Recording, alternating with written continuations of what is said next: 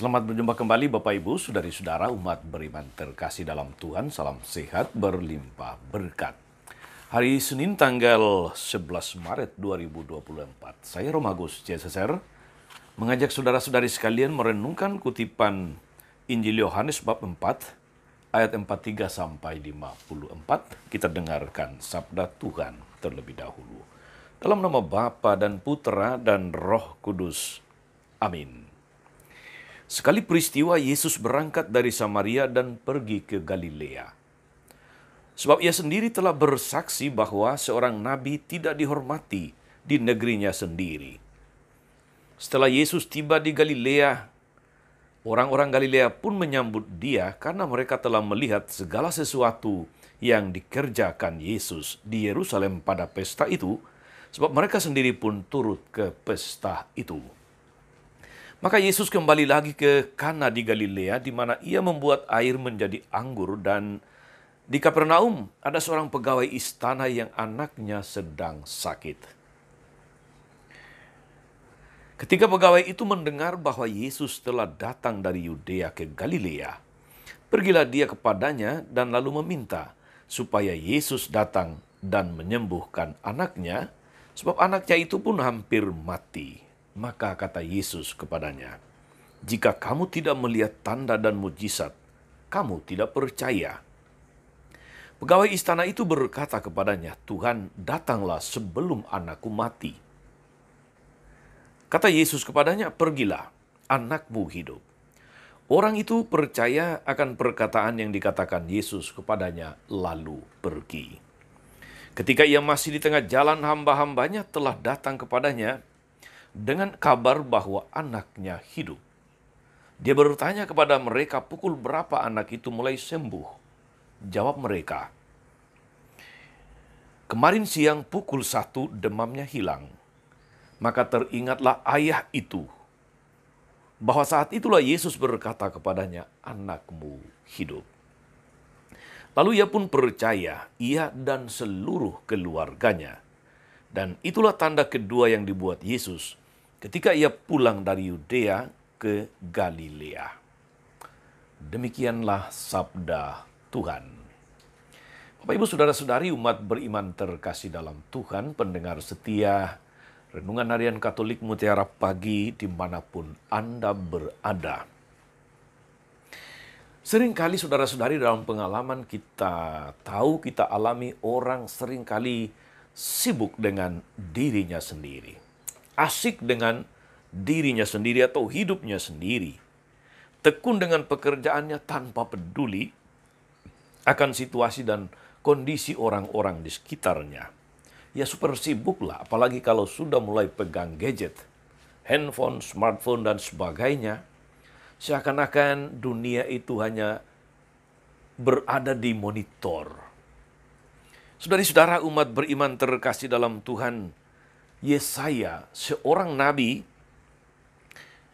dan pengkhotbah, bagaikan seorang ibu yang kebingungan. Dia meyakinkan umatnya bahwa kasih Allah itu tanpa syarat. Kasih itu mengubah hati manusia yang beku menjadi hati yang lemah lembut dan manusiawi, serta mampu menyesuaikan diri. Allah tidak mengingat lagi akan dosa dan kesalahan manusia. Kegembiraan menjadi kasih karunia-Nya yang tidak pernah ditariknya kembali. Kasih-Nya mengubah tangisan menjadi kegembiraan selamanya. Dan tidak ada lagi bayi yang berusia sehari, 2 hari, bahkan 100 tahun akan dianggap masih muda belia, yang terasa berat menjadi berkat. Saudari-saudara umat beriman terkasih dalam Tuhan, itu pengalaman Nabi Yesaya dalam bacaan pertama. Sambil berjalan-jalan dan berbuat baik, Yesus dalam Injil meneladankan satu pola pelayanan pastoral yang menyentuh kehidupan nyata. Dia singgah di sana, tinggal di Samaria, sambil membenarkan catatan kitab suci Perjanjian Lama bahwa seorang nabi tidak dihormati di kampung asalnya sendiri. Dia mengubah tantangan menjadi karya pelayanan, menjadi misionaris lintas budaya, lintas batas geografis, serta perilaku egois dan membentuk wawasan yang luas dan terbuka. Yesus menghadiri pesta perkawinan di Kana. Dia mengubah air menjadi anggur. Lagi-lagi kasih Yesus melintasi batas ketika berpapasan dengan seorang pegawai istana yang putrinya sakit hampir mati. Dan meminta Yesus datang ke rumahnya untuk menyembuhkan anaknya itu. Dan Yesus menjawab, "Anakmu hidup." Dalam perjalanan pulang, dia mendapat berita bahwa anaknya itu hidup tepat pada saat Yesus mengatakan, "Anakmu hidup." Saudari-saudara yang terkasih dalam Tuhan, mari kita ikut dalam gerak Yesus yang berjalan berkeliling sambil berbuat baik. Tidak ada yang lepas dari perhatiannya. Tak ada yang dibiarkan tanpa kepeduliannya. Dia berbuat baik, dia berbela rasa, dia membuat situasi cemas menjadi suatu kegembiraan, dia mengubah duka menjadi suatu sukacita. Itulah Yesus yang kita ikuti dan yang geraknya itu juga mestinya menjadi teladan kesaksian yang indah bagi kita untuk kemanapun kita pergi, dimanapun kita melayani, dimanapun kita berkarya, di sana kita berbuat baik. Di sana kita menjadi berkat sehingga semua orang boleh merasakan hidup yang berkelimpahan di dalam Tuhan. Saudara-saudari sekalian, selamat berkarya hari ini. Jangan lupa berbuat baik kepada mereka yang sungguh membutuhkan. Barangkali mereka yang membutuhkan tempat untuk didengarkan. Barangkali mereka yang membutuhkan bahu Anda untuk bersandar. Barangkali mereka yang membutuhkan kepedulian Anda untuk menyambung hidup. Mereka semua adalah orang-orang yang Tuhan hadirkan untuk menyapa kita supaya ikut dalam gerak Yesus yang berkeliling sambil berbuat baik.